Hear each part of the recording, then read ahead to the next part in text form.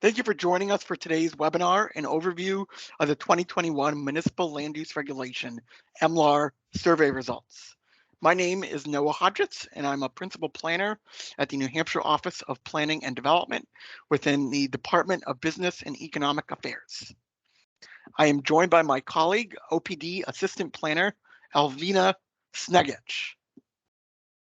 Hi, and I'm Alvina, and I'm the Assistant Planner at New Hampshire OPD. And welcome to our webinar.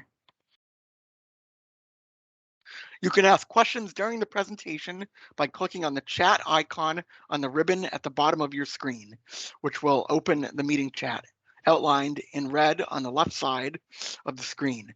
You can also ask questions at the bottom of the meeting chat outlined in red on the right side of the screen. And I will keep an eye, Alvina and I will keep an eye on the meeting chat, and we'll answer related questions throughout the webinar as well as at the conclusion of the presentation.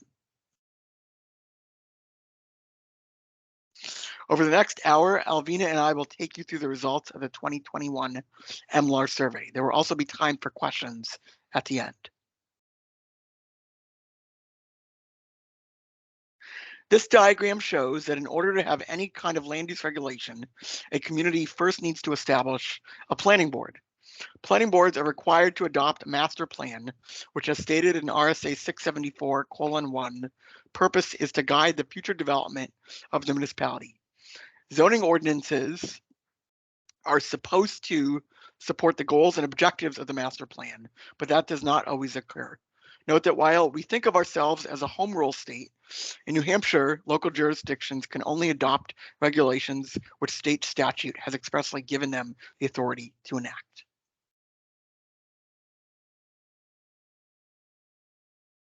RSA 675:9 establishes the New Hampshire Office of Planning and Development, OPD, formerly the New Hampshire Office of Strategic Initiatives, as the state repository for all local land use regulations and documents, including master plans, zoning ordinances, historic district ordinances, capital improvement plans, building codes, subdivision regulations, and site plan regulations, as well as driveway regulations, excavation regulations, and wireless telecommunications ordinances.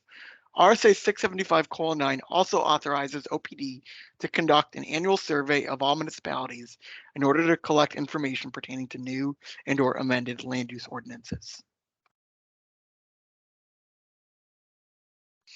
The 2021 survey was completed by all but 2 of the state's 234 municipalities, as well as 9 village districts with zoning authority, and Coos County, which has zoning authority over 23 unincorporated places in the North Country.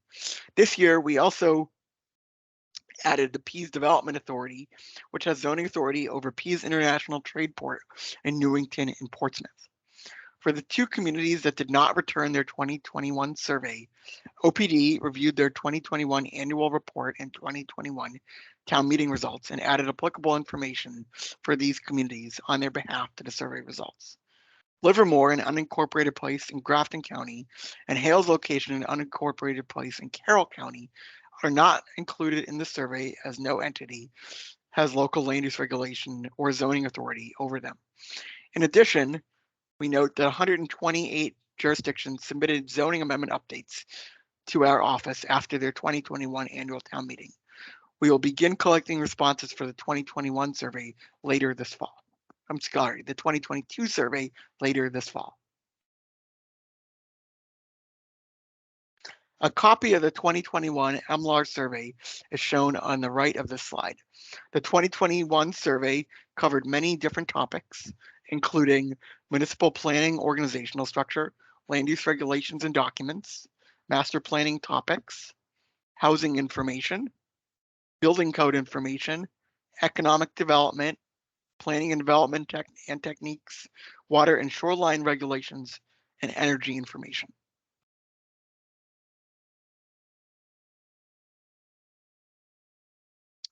Aside from the usual definition changes and other routine zoning amendments passed to make sure municipal zoning ordinances are consistent with recent state statute changes, in 2021, communities passed a slew of zoning changes ranging from open space subdivision or cluster ordinance updates to sign ordinance changes.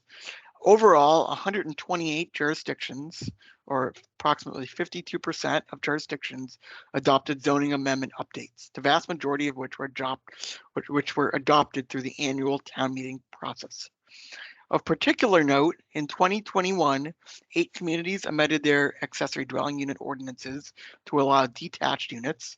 5 communities adopted or expanded their workforce housing ordinances. 8 communities adopted short-term rental regulations. 11 communities adopted definitions for solar arrays or a solar energy systems ordinance. And 1 community adopted 79E, which provides property tax relief to encourage investment and rehabilitation of underutilized buildings in downtowns and town centers.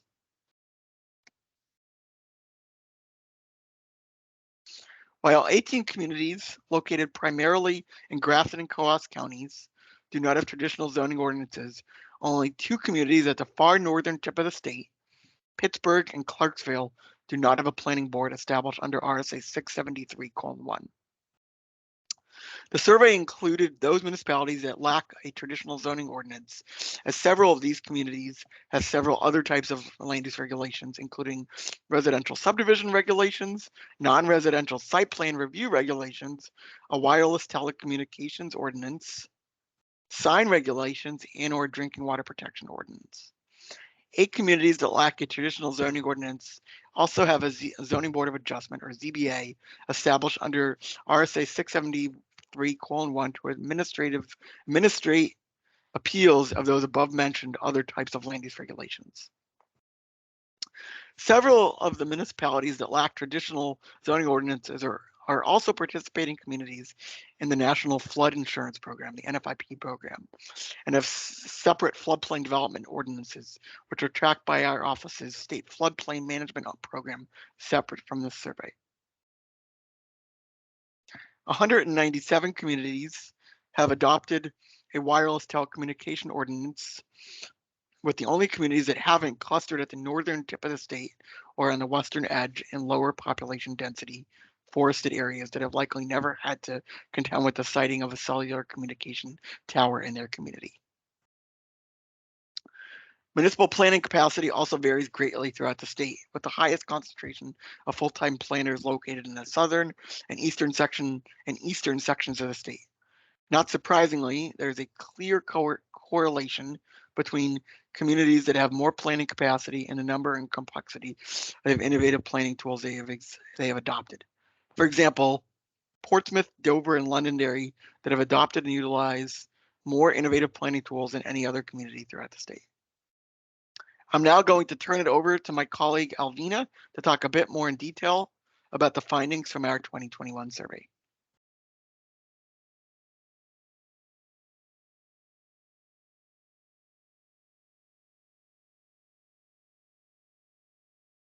Alvina, I think you're muted, just so you know. Thank you, Katie. Sorry. Here we go again. So 41 communities have adopted master plan updates since the beginning of 2020, with an increasing number adopting chapters which deviate from the 17 chapters that are enumerated in RSA 674:2.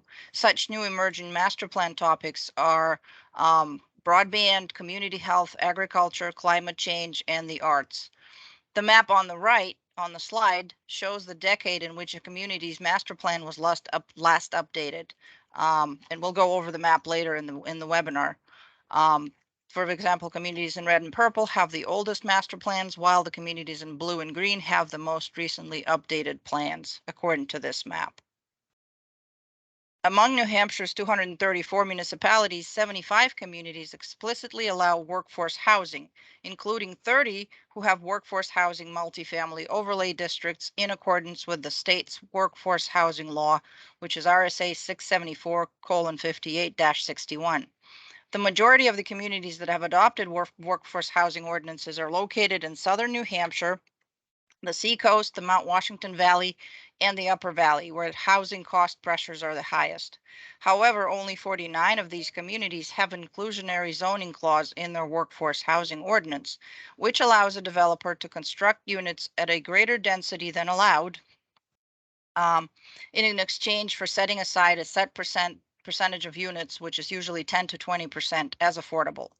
At the same time, many of these same communities in southern New Hampshire and the seacoast levy impact fees, which is 85 communities, and or have enacted a growth management ordinance in 22 communities.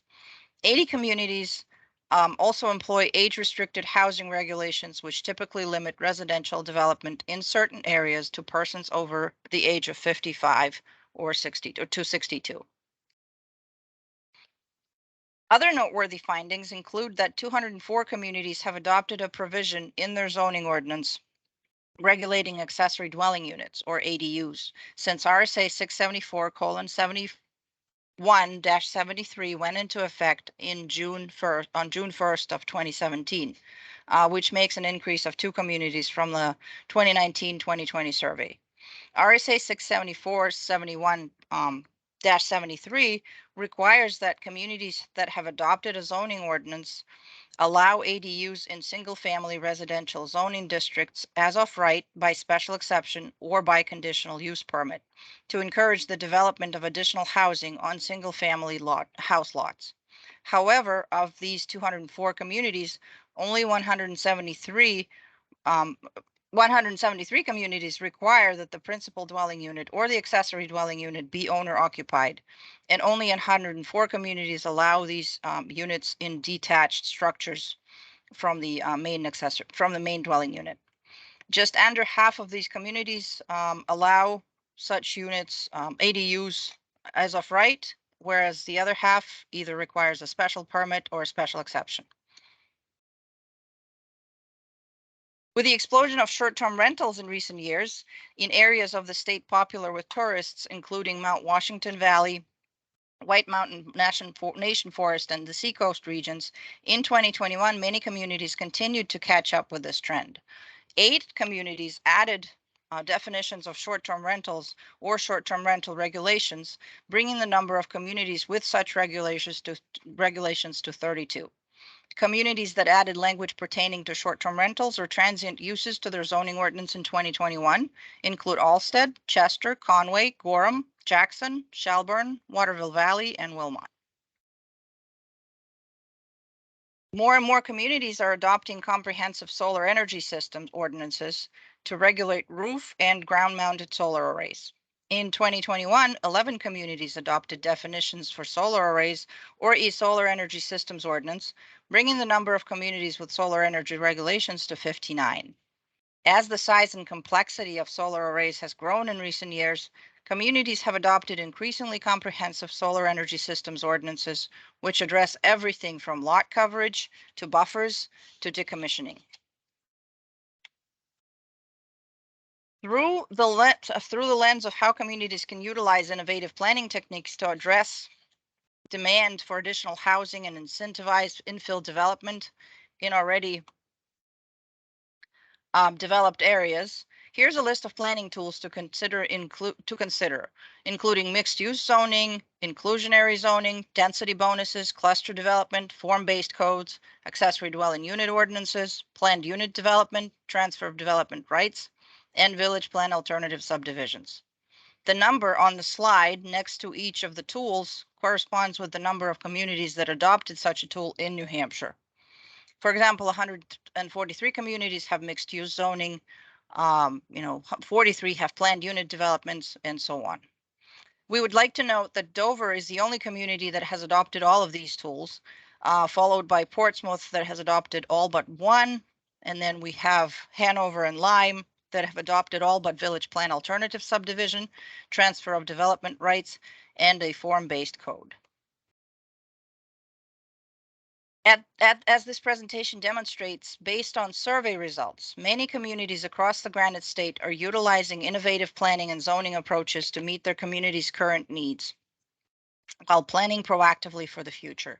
However, challenges remain, including making sure communities are aware of innovative planning tools available to them, have the needed resources and adequate capacity to both adopt and administer them, making the development community aware that a community has adopted such a tool, and encouraging the development community to utilize those tools.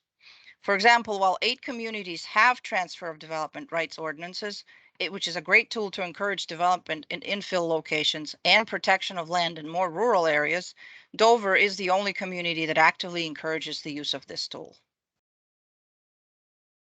Data from the Municipal Land Use Regulations Survey will be available by the end of September in several different formats on the OPD EMLR survey website, which is going to be put in the slides, so that's where you would be able to find it, including an article summarizing the results of the 2021 EMLR survey, an interactive map, a community-by-community snapshot, a table of zoning amendments that were adopted in 2021, so that's a new feature we're rolling out this year, and subject-specific tables. That's a snapshot of the summary article titled "The State of Local Land Use Regulations in New Hampshire 2021 Update." And this article goes into greater detail about many of the topics discussed today, as well as additional topics including 79E, mixed-use zoning, and open space residential cluster development, which we don't really have time to discuss in detail today. And with that, I'll pass the torch on to Noah. He'll continue with the presentation and give you a tutorial on how to use the interactive map. Thank you.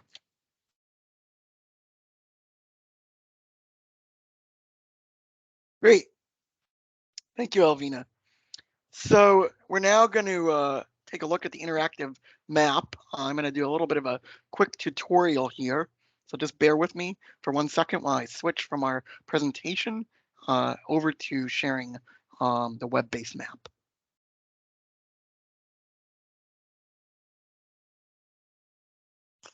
So hopefully everybody is able to see the web-based map now.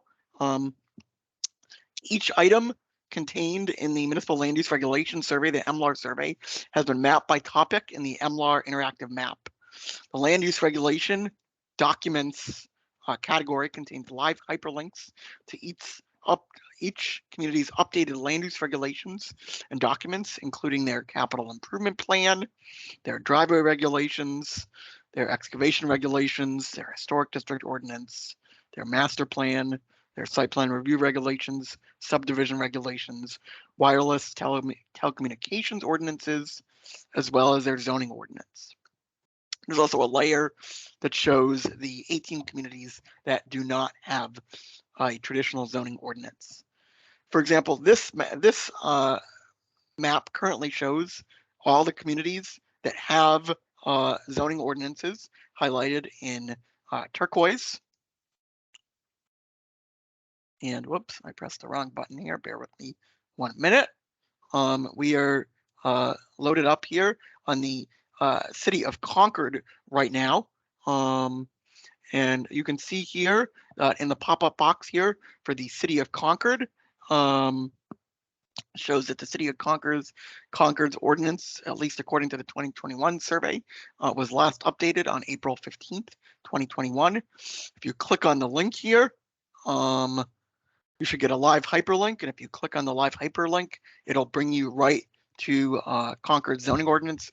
Concord happens to be one of the handful of communities that has an electronic zoning ordinance as opposed to a PDF, whereas PDF version, vast majority of communities have PDF, just a PDF kind of copy of their zoning ordinance. Okay, I'm now going to do a little bit more of a tutorial of how to use the map. So say, for example, you were trying to find see if your specific community, we're going to look at the town of Alstead, the type of, they'd adopted a solar energy systems ordinance. So what you would do is you'd first go to the bookmark menu to go back to the state view. Here's the state of New Hampshire view. We would then make sure, go to the layer view, and you're going to expand the energy information topic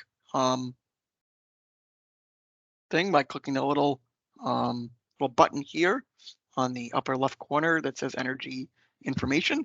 We then scroll down to the layer that says Solar Information Systems Ordinance 2021. We'll turn that layer on. We also need to make sure that the energy information, that bigger kind of group layer, is also turned on. And now we're seeing that layer should be showing up for everybody. And so now you should be able to see in the legend, should be showing up for everybody, showing that communities that regulate rooftop arrays are shown in green. There's only a couple of those, which is why you can't see that on this larger map. Communities that only regulate ground-mounted arrays are shown in kind of light purple, and communities that regulate both ground-mounted and solar arrays are shown in light yellow. So if you want to see information for a specific community based on the layer you've turned on, all you have to do is hover over that community. I'm hovered over the town of Alton right now. If you hover over and you click on that, right now that's bringing up, it just defaulted to highlighting all of the Lakes Region Planning Commission's boundary. So we'll have to scroll over to the particular layer that we want. You do that by hitting little right arrow. It may be in the bottom right or the top right, depending on what kind of browser you have, until you get to the layer on the town you're looking at. So now it should say, as it says here, Solar Energy Systems Ordinance : Town of Alton. That's showing us the layer and the community. And this is showing us that Alton has adopted both a rooftop solar array ordinance as well as a ground-mounted solar array ordinance. So that is that. And if we wanted to also go back and see to locate the Solar Energy Systems Ordinance within Alton zoning ordinance, you'd simply do that by first Xing out of the little pop-up box here, go back to the layer function. Then we're going to expand the land use regulation documents pop out. Then we're going to go back, turn our zoning ordinance layer back on. We'll re-click on the town of Alton here. We'll click back over to on the little right here to get back. This time we want to get to the zoning ordinance Alton. There we are. We'd click on the view icon here. And that would take us back to the town of Alton.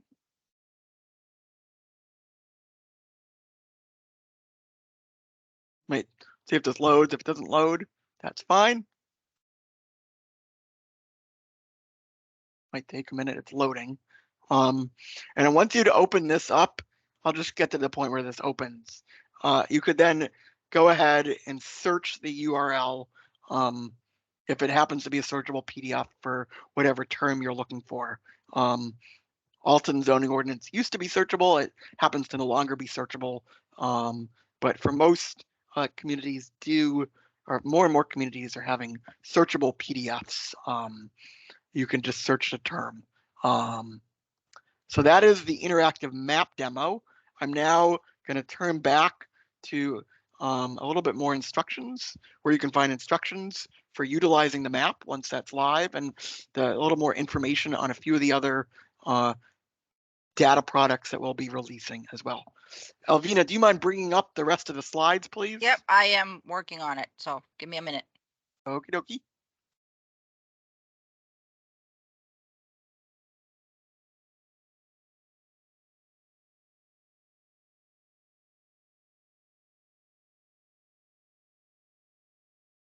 In the meantime, I'm not seeing any questions yet in the chat. Does anybody have any questions so far while Alvina works on getting back into the presentation?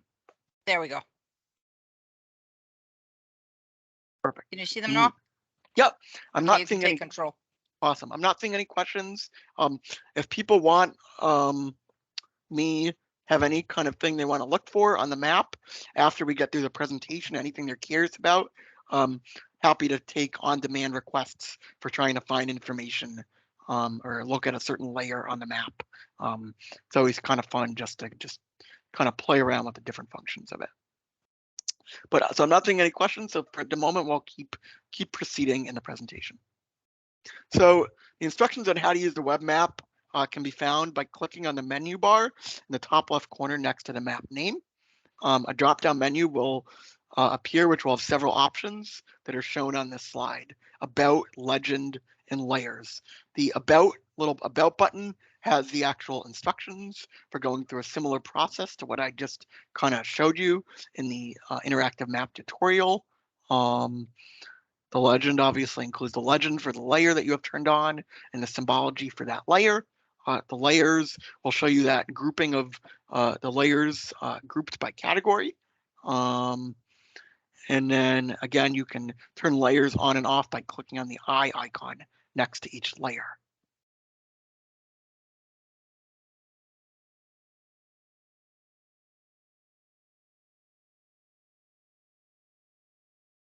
The community by community snapshot shows the complete survey results for each community sorted by topic as organized on the survey and includes links to land use regulations, master plans, and zoning ordinances.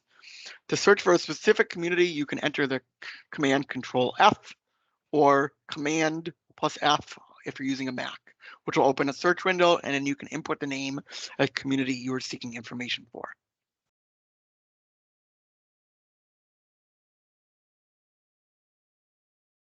A list of subject-specific tables will also be available on the OPD MLAR survey website based on the order each question is presented on the survey.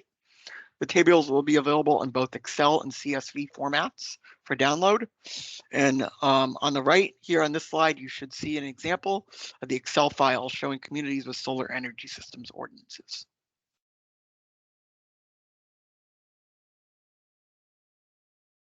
And then here is this new product which Alvina outlined, which maybe we can go through in a minute, just because it's hard to kind of see on this slide. But this is a combined list of the 128 communities, jurisdictions that we were able to identify that had adopted any kind of zoning amendment in 2021. And as note, it's not necessarily a full word for word copy of what zoning amendment was adopted, but more of just a summary of the changes for each community.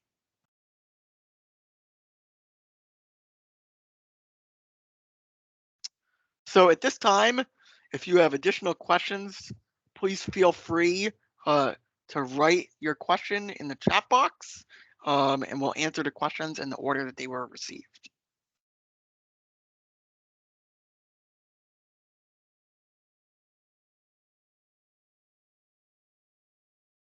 I am not seeing any questions in the chat. You can also raise your hand. So we have Andy raising his hand, Noah. Yep. And great. So let me go ahead and see if I can I'm going to unmute allow you. Mike for Andy. Great.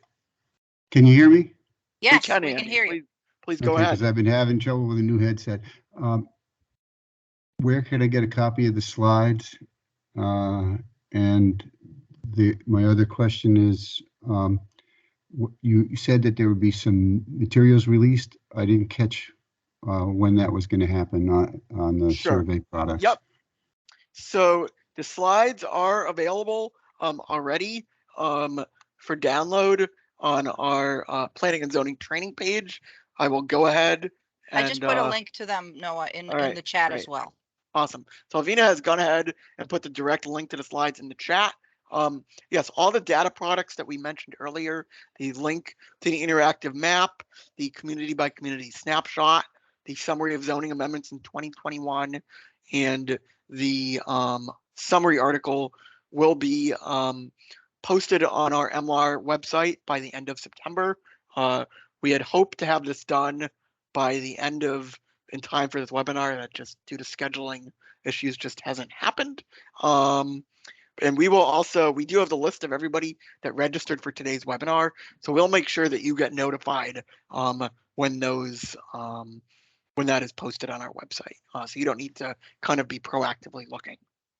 Thanks. Yeah, we will send out an email, a follow-up email with the recording link, with the slide link, and with all the information relative to the webinar. No, we have another question in the chat from Susan. Yep. So 40 plus towns have inclusionary zoning clauses within workforce housing ordinances. Are there any towns with standalone inclusionary zoning without workforce housing ordinances? So that's a very good question. I'd have to go back and look. I will note to Susan's question, current innovative, the section on inclusionary zoning, or first of all, for anybody may not be familiar, inclusionary zoning, the general idea behind inclusionary zoning is that in basically a developer is required to provide a certain percentage or amount of affordable units. And however, and that's kind of general idea behind inclusionary zoning. However, New Hampshire statute only allows for voluntary inclusionary zoning, whereby a town has to provide a density bonus in return for a requirement that the developer provide, or that the developer, yes, can, has a certain number of or percentage of affordable units in their project. The inclusionary zoning is voluntary in New Hampshire, so a municipality cannot require that a developer builds affordable units in their project. That is usually why, as a result, the vast majority of the of communities tend to have any kind of mention of this, what we would call inclusionary zoning, within their workforce housing, because inclusionary zoning is not mandatory. But Susan, to answer your question, I can't think of any communities. I think there may be a handful. I'd have to do a little bit more, kind of look at our list and get back to you. Do we have another hand up? Stephanie H, it looks like you have your hand up. So Stephanie, go ahead.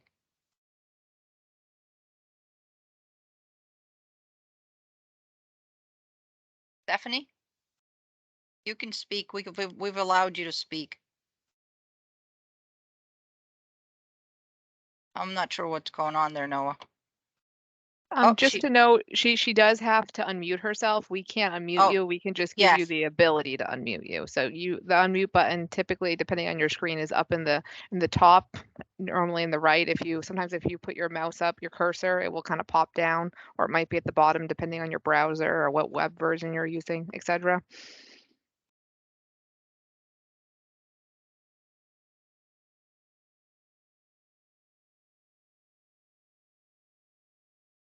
I'll give Stephanie a few more seconds. In the meantime, does anybody else have any other kind of questions for they want to put in the chat box, or feel free to raise your hand at this time. Oh, so Stephanie's disappeared. So hopefully she'll come back. I don't see any other questions as of right now. And I'm not sure. Stephanie, if you can hear us, or if you're watching the recording, you can always email us with that question. We'll be happy to answer it after the webinar.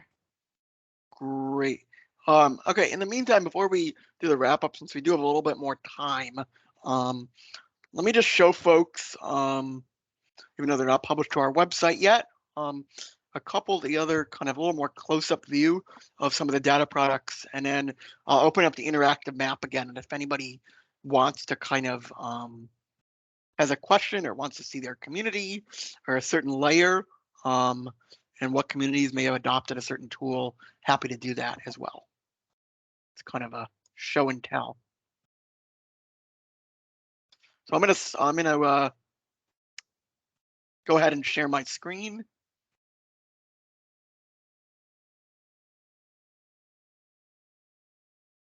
Excuse me, hold on one second.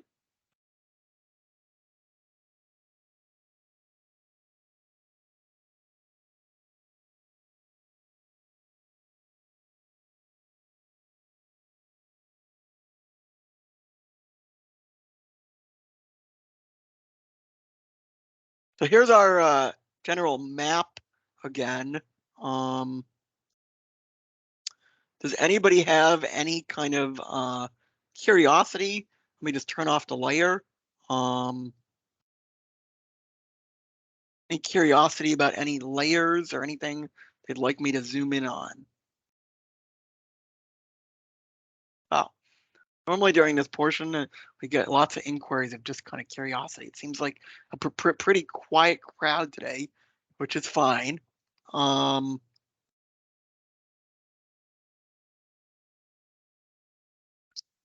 So Susan Slack just came in the chat and she wrote workforce housing ordinances. Okay, She would great. like to see workforce housing.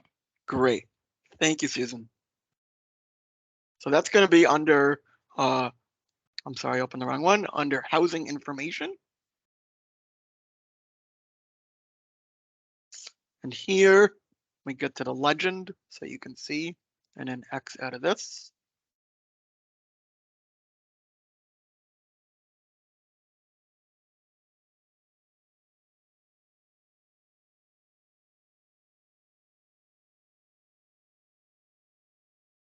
And of course, my legend tool is not showing up.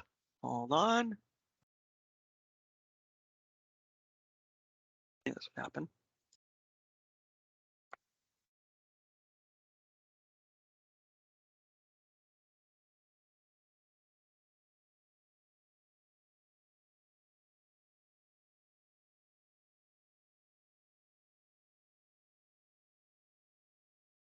And then while Noah's looking, I just want to add that this is what you're seeing is the other side of this map. Usually the public side's a little easier. There's less tools and less information on the sides. Great. You just So have I'm the sorry. layers and the legend, so it's a little simpler. So I'm sorry, that took a minute. So this is the workforce housing layer. So on this map, we're seeing communities that only have workforce housing ordinances are highlighted in light orange. Communities that have only workforce housing multifamily overlays are highlighted in yellow. And communities that have both a workforce housing ordinance and a workforce housing overlay, which is really more of a tool to conform with RSA, with the workforce housing statute, are highlighted in light blue. I will note here, or put in a plug for another kind of companion project, which our office is part of, definitely not the lead on, but for those interested in especially housing information related to zoning, the St. Anselm College Center for Ethics in Society, in collaboration with our office, New Hampshire Office of Planning and Development, and New Hampshire Housing, have been working for the last 6 months or so on the creation of a New Hampshire zoning atlas, which will be published by the end of 2022. There'll be a lot more kind of press about that. That'll really kind of go into more details, especially around zoning and housing, and a lot more detail than we're able to cover in the survey, which speaks to everything from frontage to setbacks, dimensional standards, how many units are allowed, whether it's just explicitly single family versus multifamily that are allowed in specific zoning districts. So if you're interested in that, more detail on that, that'll be coming out towards the end of the year.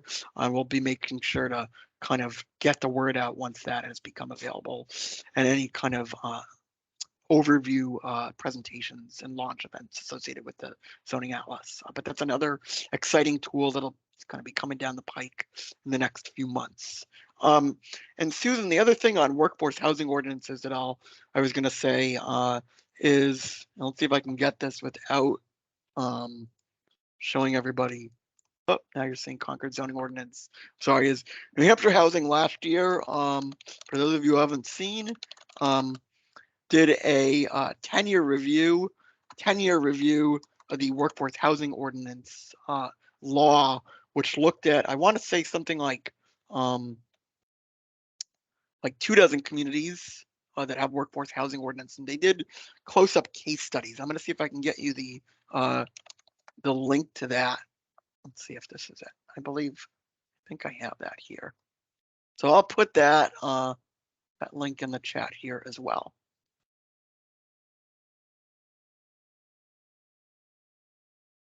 All right, great. All right, before we move on from the map, does anybody else have any other kind of questions or want to see anything, want me to zoom in on a specific community, Andy, again, feel free to unmute your, or Alvina, can you Yeah, he's unmuted. Andy, Great. go ahead.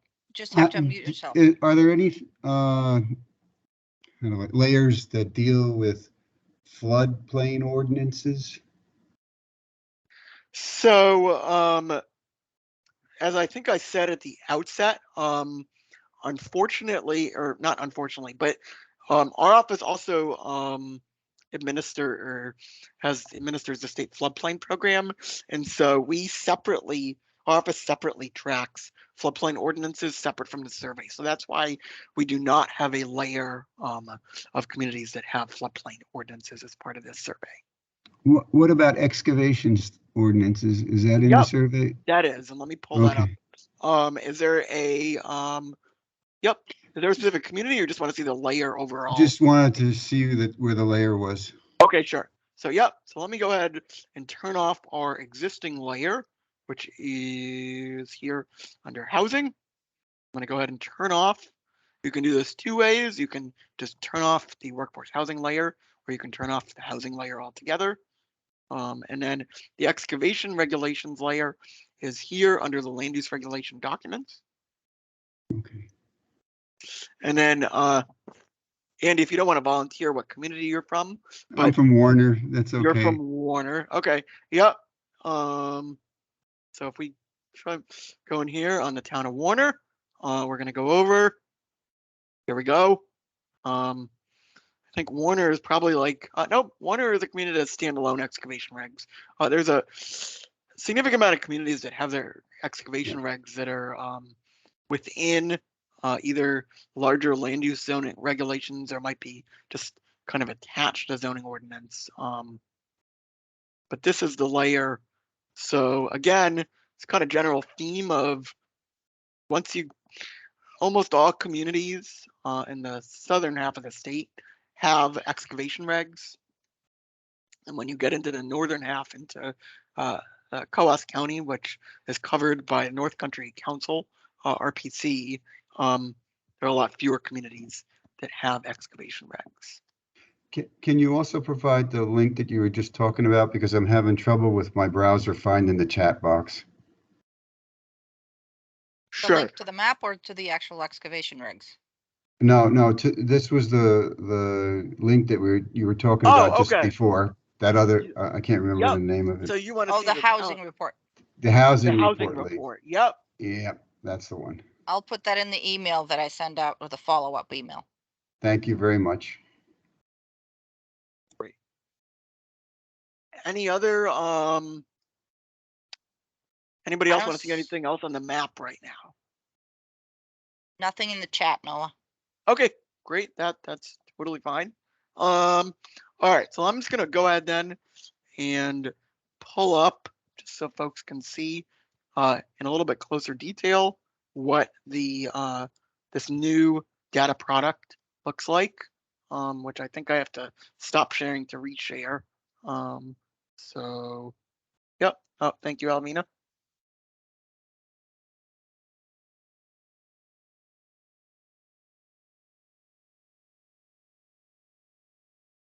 Hopefully everybody's seeing this.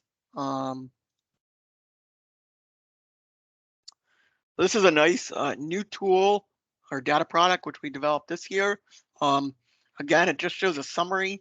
Should show first. It shows what town. Obviously, only the towns that have adopted zoning amendments are going to be on this list.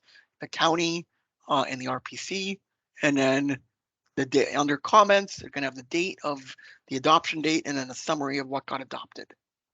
And so that, again, you can search that. That's a very nice, a lot of information packed in here.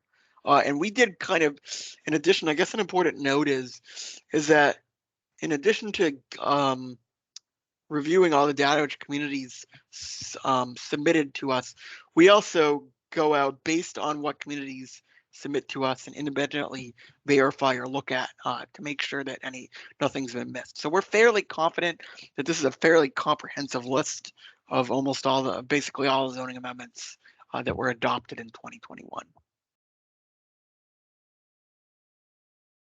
Okay, so that is that new tool. Alvina, do you want to bring back up the slide presentation so we can go through the last few slides before we Yep. close? Just give me 1 second.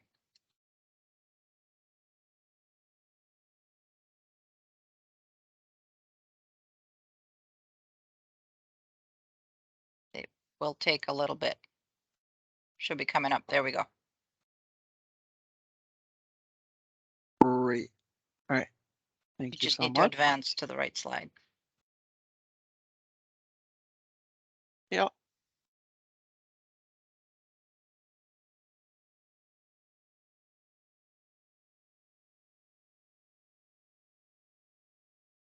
So if there's no other questions, here is Alvina and my contact information in case you want to follow up with either of us by phone or email. And we want to thank everybody for attending today's webinar. Again, as I mentioned earlier, we'll notify everyone that registered for today's webinar when the 2021 Municipal Land Use Regulation Survey data products have been published on our website. Finally, we encourage everybody to please fill out the evaluation form that Alvina has put the link for in the chat. Just helps us know if we're covering both. If you like how we've presented the information in this webinar, as well as kind of get a feel for what other webinar topics of interest might be helpful for you to kind of have us present about in the future. And we'll be putting out information for our October webinar in the next week or two. Just a little bit of a teaser on that. That'll be about getting ready for the 2023 zoning amendment season and kind of the process for drafting zoning amendments and when zoning amendments need to be drafted and go through the public hearing process by. So stay tuned for additional information about that. That'll be coming up via email from our office in the next week or so. Again, thank you everybody for joining today. We hope you enjoyed this webinar and have a great afternoon.